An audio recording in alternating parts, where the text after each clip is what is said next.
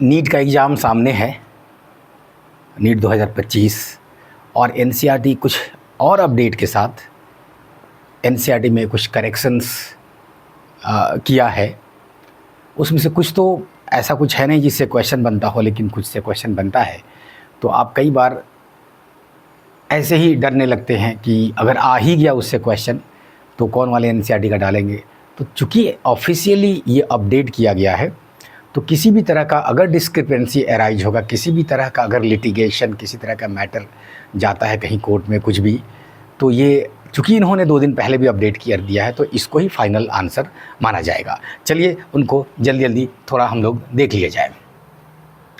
पहला तो एकदम सिंपल चीज़ है, कुछ नहीं, ये पुराना कुछ दिन पहले आया था वो, और आज का मिला के हमने एक जगह प्रेजेंटेशन दिया है, तैयार किया है।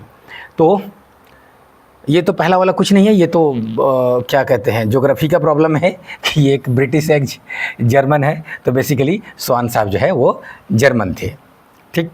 दूसरा जो है वो ये कि साइटोप्लाज्म को पूरा फ्लूइड कहना अच्छा नहीं है, अच्छा नहीं है, क्योंकि उसके अंदर इतने सारे बायोमॉलिक्यूल्स हैं, संगठित है, और सेल ऑर्गेनेल्स हैं, तो इन सबको मिला के थोड़ा सा वो जेली लाइक स्ट्रक्चर है ना, तो उसको सिंपल फ्लूइड कह देना अच्छा नहीं है, इसलिए सेमी फ्लूइड। ओके, ठीक है।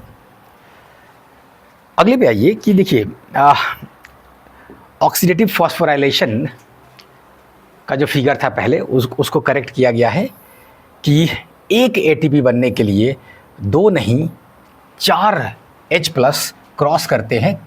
ये कौन सा मेम्ब्रेन है? ये inner mitochondrial membrane. Inner mitochondrial membrane में आप जानते हैं कि जो इलेक्ट्रॉन ट्रांसपोर्ट चेन है, उसके एलोंग जब ग्रेडियंट के एलोंग जाएगा, इलेक्ट्रॉन का मूवमेंट होगा, उस एनर्जी को यूज करके प्रोटॉन को यानी H+ को बाहर की तरफ पंप कर दिया जाएगा। इनका यहाँ पे हाई पोटेंशियल क्रिएट होगा, और जब ये हाई पोटेंशियल से लो पोटेंशियल पे लुढ़केंगे तो उस एनर्जी का यूज होगा एटीपी के सिंथेसिस में। ठीक है ना। तो ये जो कॉम्प्लेक्स है जिसका 2 पार्ट है, F1 और F0 और F1, F0 और F1 कह सकते हैं। तो ये क्या है? ये एटीपी सिंथेज कॉम्प्लेक्स है। ATP synthase complex. ATP synthase क्या है? तो वो एंजाइम है। तो ये जो स्ट्रक्चर है इनको पास करता है और इस एनर्जी को यूज करता है एटीपी में। देखिए इन्होंने करेक्ट तो कर दिया है, लेकिन अभी भी इसके अंदर एक बात छुपा हुआ है, वो ये उस लेवल तक पूछा नहीं जाना चाहिए, फिर भी थोड़ी सी चर्चा रखते हैं। वो ये कि एक एटीपी बनने के लिए 4 H+ के एनर्जी को यूज किया जा रहा है, इसको क्रॉस करा के हायर पोटेंशियल से लोअर पोटेंशियल पे। लेकिन इसमें 3 H+ का जो मामला है वो अलग है, और 1 H+ का जो मामला है वो अलग है। कैसे? तो ये 3 H+ ही इसके थ्रू क्रॉस करता है और इसका एनर्जी यूज होता है। 1 H+ जो है ना, ये अटैच होके किसके साथ? ये जो इनऑर्गेनिक फॉस्फेट दिख रहा है, इनऑर्गेनिक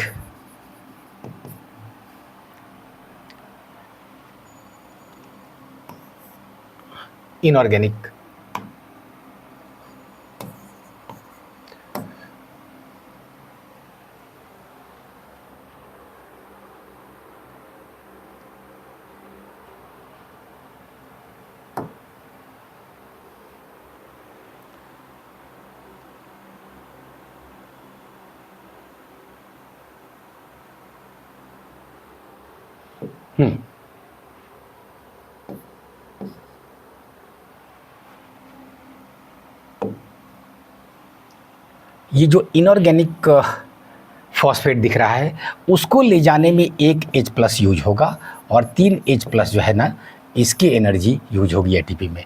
तो बेसिकली एक एटीपी बनने के लिए टोटल 4 का इस तरह से आर पार होना ज़रूरी है। इस हिसाब से ये फिगर बिल्कुल सही है, लेकिन ये H+ जो 1 है ना, वो इसके थ्रू होके नहीं जाता है। अभी भी एक गलती है इसमें, ये एटीपी सिंथेज कॉम्प्लेक्स से होके नहीं जाता है, ये कहीं और से जाता है। इसको ले जाने के लिए, एक H+ ले जाने के लिए जो है एक अलग प्रोटीन यूज होता है, सिम्पोर्टर। ये एक कंजुगेशन प्रोटीन होगा जो इसको हेल्प करेगा। एनीवेज 4 जाता है, ये सच है, लेकिन चारों उससे पास नहीं होता है, अभी भी गड़बड़ है। ठीक, तो ऑक्सीडेटिव फॉस्फोराइलेशन की बात हुई थी जिसमें ये करेक्शन किया गया है। अगले में क्या है? अच्छा, अपना खाना कौन बनाते हैं? तो पहले थोड़ा सा इंग्लिश में गड़बड़ी था, only green plants and cyanobacteria. तो ये तो इंग्लिश की गड़बड़ी है ना। आप ग्रीन प्लांट्स एंड साइनोबैक्टीरिया लिख रहे हैं तो ओनली लिखने की ज़रूरत नहीं है, ये ओनली को हटा दिया गया है। ठीक है ना, ध्यान रखिएगा कि ये बोलते ही इसमें सारे फोटोसिंथेटिक ऑर्गेनिजम्स आ जाते हैं, लेकिन इसका मतलब ये नहीं है कि कुछ ऐसे हैं नहीं है जिनको ग्रीन ना कह के कुछ और कहा जाता हो, जैसे कि ब्राउन अलगी, रेड अलगी। ठीक है ना, रेड तो रेड है, लेकिन सबको इसमें इंक्लूड कर दिया जाता है जितने भी फोटोसिंथेटिक है।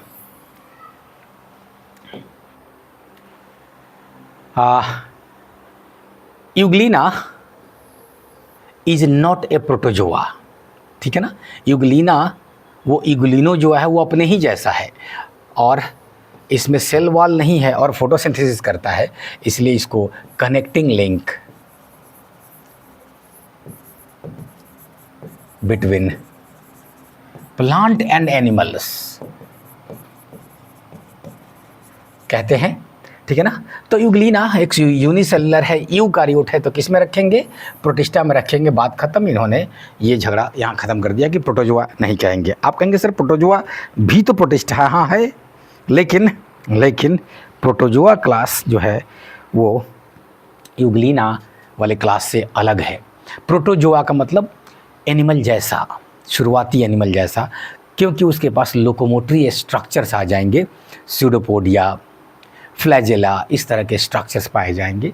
ठीक, यूग्लिना में उस तरह के मतलब एनिमल जैसा कह के इसको नहीं बुलाया जाता है, क्योंकि ये तो प्लांट जैसा भी है। एनीवेज आगे बढ़ते हैं। ये वाला में कुछ खास बात नहीं था, शुरू में सिर्फ हाइड्रोजन लिख के निकल लिया था। ये प्रोटीन के स्ट्रक्चर की बात हो रही है, प्राइमरी, सेकेंडरी, टर्शियरी और क्वाटरनरी। एनीवेज क्वाटरनरी फिगर में नहीं दिख रहा होगा।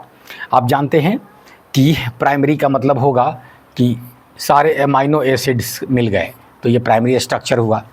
ठीक है ना, इनका कुछ ट्विस्टिंग हुआ। ट्विस्टिंग में 2 इम्पॉर्टेंट ट्विस्टिंग है, अल्फ़ा हेलिक्स और बीटा प्लीटेड है, ये प्लेटेड नहीं है, तो ठीक किया गया है, बीटा प्लीटेड शीट। ठीक है ना, तो ट्विस्टिंग की वजह से जो बनेगा ये सेकेंडरी स्ट्रक्चर कहलाएगा। अभी भी ये प्रोटीन काम का नहीं है, ये एक्टिव नहीं है। फॉर एग्ज़ाम्पल अगर ये एंजाइम है तो अभी ये काम का नहीं है, ये फंक्शनल नहीं है। फंक्शनल कहाँ से होता है? तो टर्शियरी और क्वाटरनरी, जो फिगर में नहीं दिख रहा है। तो टर्शियरी में क्या होगा कि ये तो पहले मैंने वर्ड यूज़ किया है ट्विस्टिंग, और टर्शियरी में जाने के बाद क्या होगा, उनका क्या कहते हैं, फर्दर एक दूसरे के ऊपर रोल करना, मुड़ना, एक दूसरे के साथ इस तरह से गुठली जैसा बनाना, इस तरह का जब स्ट्रक्चर बनेगा तब उसको वो एक्टिव होगा। और यहाँ पे इसको प्रॉपर 3 डायमेंशनल स्ट्रक्चर कहते हैं, 3D। तो 3D स्ट्रक्चर जब होगा तब वो फंक्शनल होगा। इस तरह से इनका एक दूसरे के ऊपर मुड़ना, और ये मुड़ के एक यूनिट बना रहा होगा, और यूनिट्स बना देंगे तो क्वाटरनरी में चले जाएंगे। एनीवेज टर्शियरी और क्वाटरनरी सब 3D होंगे, सब एक्टिव होंगे। यहाँ पे जो करेक्शन था वो सिंपल ये बात था कि प्लीटेड का स्पेलिंग ठीक किया गया है, और हाइड्रोजन के बाद बॉन्ड छूटा हुआ था जो कि एक कमज़ोर बॉन्ड है, तो उसको ठीक किया गया है। आइए एक बात और हमें लगता है कि मतलब कहीं कुछ जल्दबाजी में हो गई है क्या। ये थोड़ी देर पहले मैंने वो हाइड्रोजन वाला बात की थी, उसको जब ठीक ही किया गया था तो और ठीक कर दिया जाता तो और अच्छा रहता। ठीक है ना, हाइड्रोजन आयन का जो इनर माइटोकॉन्ड्रियल मेम्ब्रेन पे चेंज हो रहा था, तो एक्सचेंज हो रहा था, तो पासिंग हो रहा था। तो यहाँ पे आइए, जो IRV है और ERV है, आप नॉर्मल सांस जो लेते हैं छोड़ते हैं वो 500 ml है, जिसको टाइडल वॉल्यूम कहते हैं। ठीक है ना, ले रहे हैं छोड़ रहे हैं, लेकिन लेने के बाद 500 आप एक्स्ट्रा और कितना ले सकते हैं उसको इंस्पिरेटरी रिजर्व वॉल्यूम कहेंगे, और छोड़ने के बाद और एक्स्ट्रा कितना छोड़ सकते हैं, ठीक, उसको एक्सपायरेटरी रिजर्व वॉल्यूम कह सकते हैं। तो ये दोनों काम फोर्सिबल होने जा रहा है, ये करेक्ट है। ये जो वॉल्यूम है ये टाइडल वॉल्यूम के अलावा है। क्या आप पहले इंस्पिरेशन नहीं कर रहे थे, नॉर्मल कर रहे थे, उसके एक्स्ट्रा में है, तो एक्स्ट्रा में है तो एडिशनल है, तो ये इसमें कोई दिक्कत नहीं थी, इसको चेंज करने की ज़रूरत नहीं थी। ये एडिशनल वॉल्यूम है, ये भी एडिशनल वॉल्यूम है, तो ये चलेगा। और आगे जो लिखा हुआ है वैल्यू वो भी करेक्ट है, तो इसमें करेक्शन की ज़रूरत थी नहीं, ठीक है ना। ये एडिशनल वॉल्यूम ऑफ एयर है जिसमें फोर्स यूज हो रहा है, तो फोर्स भी तो लिखा हुआ है ही, तो यहाँ करेक्शन की कोई ज़रूरत नहीं थी मेरे हिसाब से। ठीक, आगे बढ़ते हैं। हाइड बोन को स्कल में कैसे ले लेंगे, ठीक है ना, वो गड़बड़ी थी पहले जो ठीक की गई है। स्कल हाइड बोन बिल्कुल अलग लटक रहा है। हाइड बोन अपने आप में एक अलग ही टाइप का बोन हो जाता है जिसका किसी दूसरे बोन से कोई रिश्ता नहीं है, अकेला बोन है, और वो मसल्स के बीच में लटका हुआ है, टंग को एक स्ट्रेंथ देता है वो, ठीक है ना। वो नेक का पार्ट है, लेकिन तब भी नेक के बाकी बोन से वो अलग है। इधर है बेस ऑफ द मैंडिबल है ना, उसके नीचे है वो, ठीक। तो हाइड बोन को आप स्कल में नहीं इंक्लूड करेंगे, ठीक है ना, नहीं इंक्लूड करेंगे, तो इसको ठीक कर दिया गया है। Base of the buccal cavity है, बेस ऑफ द मैंडिबल है, ठीक है ना। लोकेशन ऑफ एड्रीनल ग्लैंड, अरे बाबा ये किडनी के ठीक ऊपर होगा, नाम से ही पता है एड्रीनल, ठीक है ना। तो पहले से क्या लिखा हुआ था, one at the anterior part of each kidney. Anterior part कहना ठीक नहीं है, एबव कहना ठीक है, ठीक है ना। एंटीरियर कहने का मतलब आगे की तरफ, एबव ऊपर की तरफ। बेसिकली प्रॉपर टेक्निकल नेम में इसको सुपीरियर कहते हैं। तो एंटीरियर हटा के सुपीरियर लिखा जा सकता था, इन्होंने और इजी लैंग्वेज कर दिया है कि चलो भाई एबव है, बात खत्म, ठीक है ना। ये वाली बात जो बार बार पढ़ाते रहते हैं हम आप लोगों को कि सेकेंडरी oocyte रिलीज होगा ओव्यूलेशन में। ये कौन सा प्रोसेस है, ओव्यूलेशन, ठीक है ना। तो इसमें सेकेंडरी oocyte रिलीज होता है, ओवम नहीं रिलीज होता है, इसको ठीक किया गया है, ठीक है ना। और जो बच जाता है इधर, ये कॉर्पस ल्यूटियम है, ग्राफियन फॉलिकल में से ये निकल गया, ग्राफियन फॉलिकल का बचा हुआ पार्ट कॉर्पस ल्यूटियम है, ठीक है ना। तो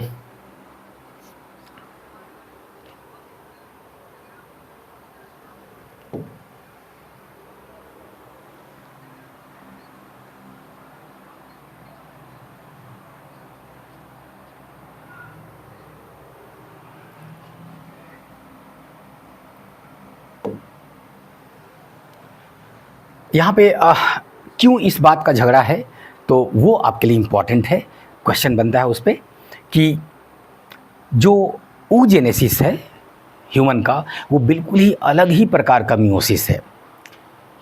ये शुरू हो जाता है लड़की के ओवरी में तब जब वो खुद अपने माँ के पेट में थी, इतना पहले शुरू हो जाता है, और कंप्लीट तभी होगा जब फर्टिलाइजेशन होगा। समझ रहे हैं, फर्टिलाइजेशन मतलब कुछ ही फाइनली एग होंगे जो फर्टिलाइज करेंगे, बाकी सब तो ऐसे ही निकल जाएगा। तो सेकेंडरी oocyte ही मेंस्ट्रुअल पीरियड में चला जाएगा। तो फर्टिलाइजेशन का जब मामला आएगा ना, तब कंप्लीट होगा, और जब मियोसिस कंप्लीट होगा तब ओवम नाम देंगे, तब तक उसके पहले वो सेकेंडरी oocyte है। ये इतना लंबा जो चला, इसका मतलब है कि कहीं पे स्टेशन आया था जहाँ पे ये रुक गया था, मियोसिस रुक गया था, ठीक है ना। तो उसको अरेस्ट कहेंगे। यहाँ पे मियोसिस का अरेस्ट होता है, दो अरेस्ट होगा। जो फर्स्ट है वो डिप्लोटीन ऑफ प्रोफेज 1, मियोसिस 1 के प्रोफेज के डिप्लोटीन स्टेज में वो अरेस्टेड रहेगा, ठीक है ना। और दूसरा जो होगा वो मेटाफेज,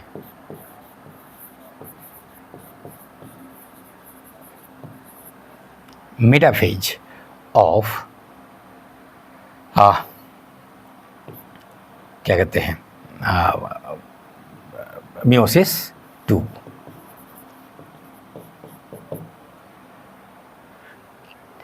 तो ये इतना लंबा अरेस्ट है, कौन, पहला वाला, जिसमें कि जब वो खुद अपने माँ के पेट में थी तब से लेके, अगर इस एग को उसके पीरियड होने का जो उम्र होगा 14 साल 15 साल में अगर उसको चुना गया, तो जब चुना जाएगा तब ये वाला अरेस्ट ख़त्म होगा। तो ये वाला अरेस्ट 15 साल का भी हो सकता है, और अगर 45 साल 50 साल की उम्र में इस को चुना गया है, इस oocyte को चुना गया है, तो उतने दिन तक वो इसी स्टेज में था। मतलब वो कुछ साल, कुछ डिकेड से लेके कई डिकेड तक हो सकती है, 4 डिकेड तक, ठीक, इतना लंबा। ये वाला जब होगा तो ये एक बार चुना जा चुका है तब ये अरेस्ट है। तो ये अरेस्ट चुना जा चुका है क्या, फॉलिकल बनने के लिए कि इस महीने में तुम्हें रिलीज होना है, वहाँ से लेके फर्टिलाइजेशन तक इतना ही अरेस्ट है, मतलब कुछ दिनों का अरेस्ट है ये, ठीक। आगे बढ़ते हैं।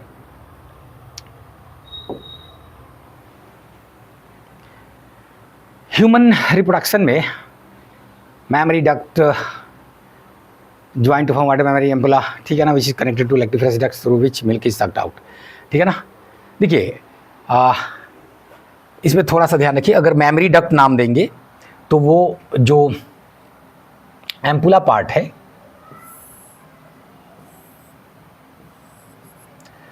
एम्पुला पार्ट में क्या है कि थोड़ा वाइडर हो जाएंगे चैनल्स, और फिर इधर आके बहुत सारे लैक्टिफरस लोब्यूल्स होंगे, ठीक है ना। तो यहाँ वाले को मैमरी डक्ट बोल देते हैं, और इसके बाद आगे जो है ना ये लैक्टिफरस डक्ट बोल देते हैं, और ये लैक्टिफरस डक्ट आके निपल में मिलेगा और यहाँ से मिल्क आउट हो जाएगा। तो ये जो वाइडर पार्ट है ना उसको एम्पुला कह देंगे। उसी को ठीक किया गया है कि mammary ampulla which is connected to lactiferous duct and opens at the nipple from where milk is expressed during breast feeding. आगे बढ़ते हैं।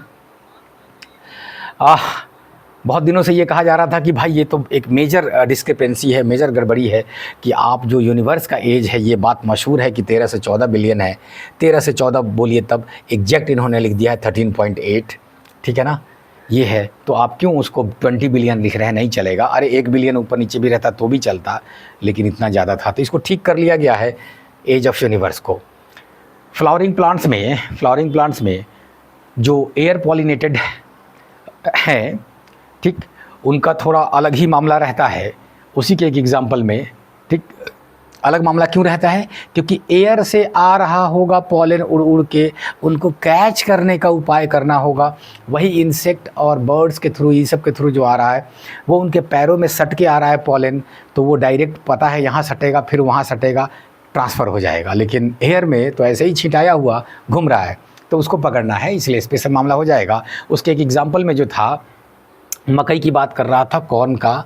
तो मकई में क्या है कि एक ऊपर में फूल रहता है, उसके बाद जो है ये बीच में भुट्टा लगा होता है, मकई का भुट्टा, और इसमें से फिर ये इस तरह से पतले पतले बाल आगे की तरफ नीचे झुके होते हैं। तो ऊपर वाले को टैसल कहते हैं, और नीचे में ये जो मकई के कोना पे है वो ईयर कहते हैं, ठीक है ना। तो ईयर से जो ये हेयर लाइक प्रोजेक्शंस है, ठीक, वो बेसिकली ये नीचे में ईयर जो है ये फीमेल पार्ट है, और टैसल जो है वो मेल पार्ट है। तो वहाँ से पॉलन ग्रेन उड़ेगा हवा से और नीचे की तरफ गिरेगा। तो ये जो मकई का बाल जो है ना, उससे जो हेयर लाइक प्रोजेक्शंस है वो उनको ट्रैप करेगा। तो ये फीमेल पार्ट का स्टिग्मा और स्टाइल है, ठीक, जो ट्रैप करेगा, ये बात है। तो उसी को बेसिकली जहाँ ईयर लिखना था वहाँ पर टैसल लिखा हुआ था। The ears you see are nothing but the stigma and style which wave in the wind, हवा में लहराता है, किस लिए, पॉलन ग्रेन को ट्रैप करने के लिए, ठीक। और ये बहुत कॉमन है ग्रासेस में, वो तो ठीक है।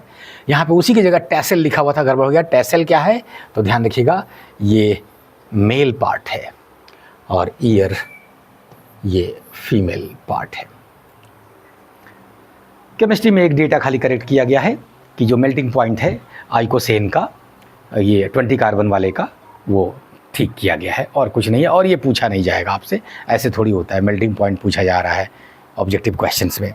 तो इतना काफ़ी है, जो चेंजेस है उसके सिलसिले में आपके लिए इन्फॉर्मेशन। मिलते हैं अगले वीडियो में। Thank you.